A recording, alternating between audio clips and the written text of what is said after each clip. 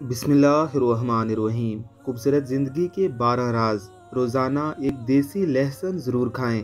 नाश्ते में उबले हुए अंडे का इस्तेमाल लाजमी करें। नाश्ते के वक्त एक सेब का इस्तेमाल करें।